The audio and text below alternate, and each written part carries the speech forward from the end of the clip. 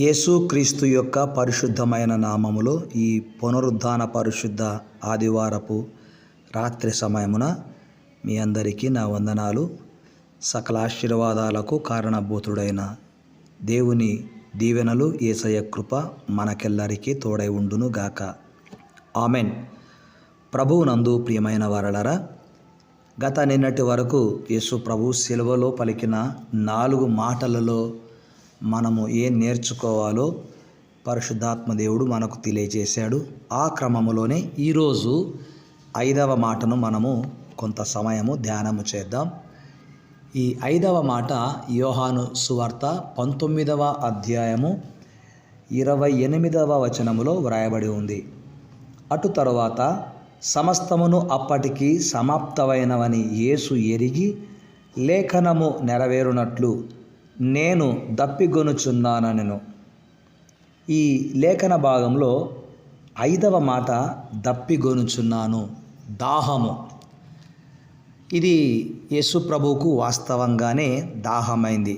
ఎందుకంటే ఆయనను ఎక్కడైతే 1 తక్కువ 40 కొరడా దెబ్బలు కొట్టారో ఆ కొట్టిన స్థలము నుండి ఆయన పైన మోపిన సిలువ గొల్గొతా వరకు, అనగా కపాలమనబడిన స్థలము వరకు, కల్వరి వరకు ఆయన సిలువ మోసాడు. ఆయన ఒంటి మీద అనేక గాయములు ఉన్నాయి. ఆ గాయముల నుండి స్రవించే రక్తము, ఆ ఒంటిలో ఆయనకు కలిగిన నీరసము, ఆ భారమైన సిలువను మోయలేక మోస్తూ ఆయన దాహము కొన్నాడు. సిలువపై ఉన్నప్పుడు ఈ 5వ మాటలో దాహము అవుతుంది అని ప్రభు అడిగాడు. వాస్తవానికి అది అక్షరానుసారముగా ఆయనకు నిజముగా కలిగిన దాహము. అది ఎర్రటి మండుటెండ సమయము. అయితే ఇది ఆత్మీయంగా తీసుకుంటే ఆత్మల కొరకు యేసయ్య దాహము.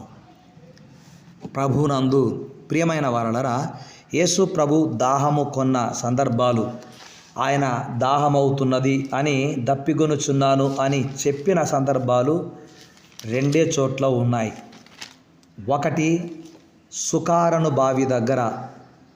సుకారను ఒక ఊరి యొద్దకు యేసు వచ్చినప్పుడు ఆ సుకారను ఆ ఊరి యొద్ద యాకోబు బావి, అక్కడ యేసు ప్రభు కూర్చున్నాడు. ప్రయాణం వలన ఆయన అలసిన రీతిగానే ఆ బావి యొద్ద కూర్చున్నాడని యోహాను సువార్త 4వ అధ్యాయములో వ్రాయబడి ఉంది.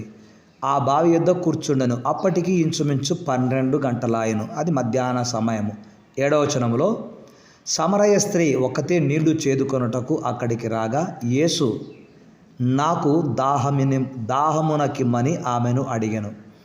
యేసు ప్రభు దాహము కొన్న సందర్భాలు 2 చోట్ల. యాకోబు బావి దగ్గర, 2వది సిలువ పైన. ఈ 2 సందర్భాలు ఆయన ఆత్మల దాహము.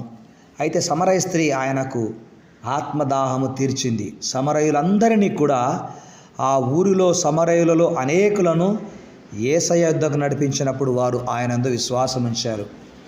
క్రీస్తునందు ప్రియమైనటువంటి దైవ జనాంగమా, మన దప్పిక తీర్చడానికి యేసు ప్రభు దప్పిగొన్నాడు. అయితే 5వ మాట ద్వారా మనం ఏం నేర్చుకోవాలి? ఒక 5 విషయాలు నేర్చుకుందాము. 5వ మాటలో 5 విషయాలు. 1, విశ్వాసి యొక్క దప్పిక తీర్చడానికి యేసయ్య దప్పిగొన్నాడు. యోహాను సువార్త 7వ అధ్యాయం 37వ వచనములో యేసు నిలిచి ఎవడైనను దప్పిగొనిన ఎడల నా యొద్దకు వచ్చి దప్పిక తీర్చుకొనవలెను అన్నాడు. అంటే విశ్వాసి దప్పిక తీర్చడానికి యేసు ప్రభు ఆహ్వానము.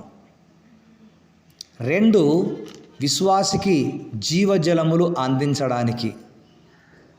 ప్రకటన గ్రంథం 22వ అధ్యాయం 17వ వచనంలో దప్పిగొనిన వానిని రానిమ్ము, ఇచ్చయించు వానిని జీవజలమును ఉచితముగా పుచ్చుకొననిమ్ము అని రాయబడింది. అదే ప్రకటన గ్రంథము 7వ అధ్యాయము 17వ వచనములో జీవజలముల బుగ్గ యొద్దకు వారిని నడిపించును అని వ్రాయబడి ఉంది.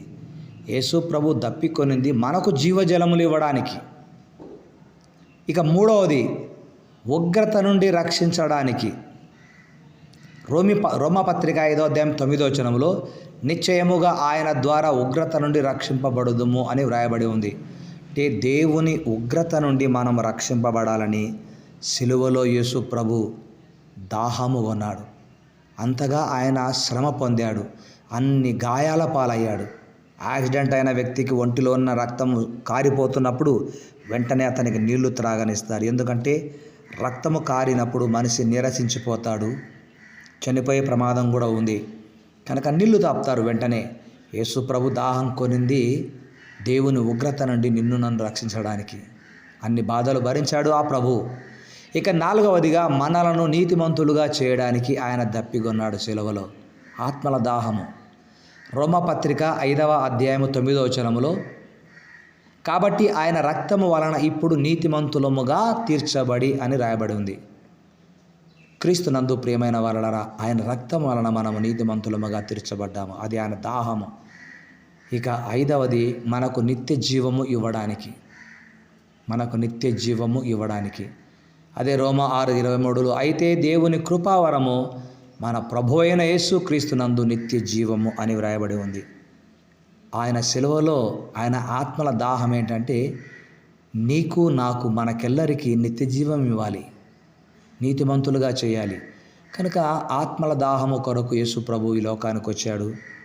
యాకోబు బావి దగ్గర యేసు ప్రభు సమరయ స్త్రీని అడిగినప్పుడు సమరయ స్త్రీ ఆయన దాహం ఏంటో గుర్తించి ఆయన దాహము తీర్చింది. ఈరోజు ఒక విశ్వాసివిగా యేసయ్య దాహం ఏంటో గుర్తించి ఆయన ఆశించిన విధముగా మనం జీవించడానికి ప్రభు సహాయం చేయాలి. 5 విషయాలు మరొకసారి నెమరేసుకుందామా? 1 విశ్వాసి యొక్క దప్పిక తీర్చడానికి, 2 విశ్వాసికి జీవజలములు అందించడానికి, 3 అవిశ్వాసిని ఉగ్రత నుండి రక్షించడానికి, 4 నిన్ను నన్ను మనలను నీతిమంతులుగా చేయడానికి, 5 మనకు నిత్య జీవము ఇవ్వడానికి యేసు ప్రభు ఆయన సిలువలో దాహం కొన్నాడు. ప్రభునందు అత్యంత ప్రియమైన వారలారా, ఈ వాక్యమును మనము విన్న తరువాత దేవుడు మన పట్ల ఎంత ప్రేమ కలిగి ఉన్నాడో మనము గ్రహించాము. కనుక ఈ మాట గ్రహించినప్పుడు ఈ 5వ మాటలో నేను మన ప్రభువును ఏ విధమైన కాపరిగా చూస్తూ ఉన్నానంటే, ఆకర్షణగా కనపడాలని, ఆస్తులనే ఆశీర్వాదముగా పొందాలనే దృష్టి కాకుండా ఆత్మీయత, ఆత్మలను సంపాదించే దాహము, దప్పిక కలిగిన దైవ తృష్ణ గల కాపరిగా యేసయ్యను చూస్తుంటున్నాను. ఆ ప్రధాన కాపరి అయినటువంటి యేసు ప్రభు కోరిక మన జీవితంలో నెరవేరునుగాక. ఆయన ఏదైతే ఆశించి లోకానికి వచ్చి దాహము కొన్నాడో, ఆయన కొన్న దాహము ఆయన యందు విశ్వాసం ఉంచిన వారందరూ కూడా కలిగి ఉందురుగాక. Amen, amen. ప్రార్థన చేసుకుందాం. నాతో పాటు ప్రార్థనలో ఏకీభవించండి. మహాపరిశుద్ధుడువైన మా తండ్రి, మీ ఘనమైన శ్రేష్టమైన నామమునకు స్తుతి స్తోత్రాలు చెల్లిస్తున్నాము దేవా. తండ్రి, ఈరోజు మీరు మాకు 5వ మాటలోని సారాంశాన్ని తెలియచేశారు. యేసు ప్రభు సిలువలో ఉన్నప్పుడు ఆయన దప్పిగొనుచున్నాను అని చెప్పిన మాట, దానికంటే ముందు ఆయన బ్రతికి ఉన్నప్పుడు, సువార్త పరిచర్యలో ఉన్నప్పుడు, యాకోబు బావి దగ్గర ఆయన కూర్చోండి సమరయ స్త్రీని నాకు దప్పిక నిమ్ము అని, నాకు దాహమునకిమ్ము అని అడిగిన సందర్భాలు బైబిల్లో 2 చోట్ల మీరు వ్రాయించారు. ఈ 2 సందర్భాలను చూసుకుంటే విశ్వసించినటువంటి వారు ఆత్మల దాహము కలిగి ఉండాలని, ఆత్మలను ప్రభు యొద్దకు నడిపించాలని సమరయ స్త్రీ ద్వారా మీరు మాకు పాఠం నేర్పించారు. గనుక దయగల మా తండ్రి, యేసు ప్రభు సిలువలో ఉన్నప్పుడు దప్పిగొనుచున్నాను అన్నాను. ఆ తరువాత తండ్రి ఏం జరిగిందో మీరు మాకు తెలియచేశారు. అయితే ప్రభు చనిపోయిన తర్వాత అనేక ఆత్మలు పట్టబడ్డాయి. అది కేవలం మీ కృప. తండ్రి, మీ వందనాలు. యేసయ్య కలిగిన అట్టి మనసును నేను, నా ఇంటి వారము, మేమందరము కలిగి ఉందుముగాక అని కోరుకుంటున్నాము. అట్టి కృపచేత మమ్మను నింపి మీ కోరికను, మీ ఆలోచనను మా జీవితంలో సిద్ధింపచేయమని యేసు క్రీస్తు పరిశుద్ధ నామమున ప్రార్థించినవి పొంది ఉన్నాము తండ్రి. ఆమెన్. తండ్రి, కుమార, పరిశుద్ధాత్మని అన్యోన్య సహవాసము, సన్నిధి, సమాధానము ఇప్పుడును ప్రభు రాకడ పర్యంతం వరకు మనకెల్లరికీ సదా తోడై ఉండునుగాక. Amen. May God bless you. మీ అందరికీ నా వందనాలు. శుభరాత్రి.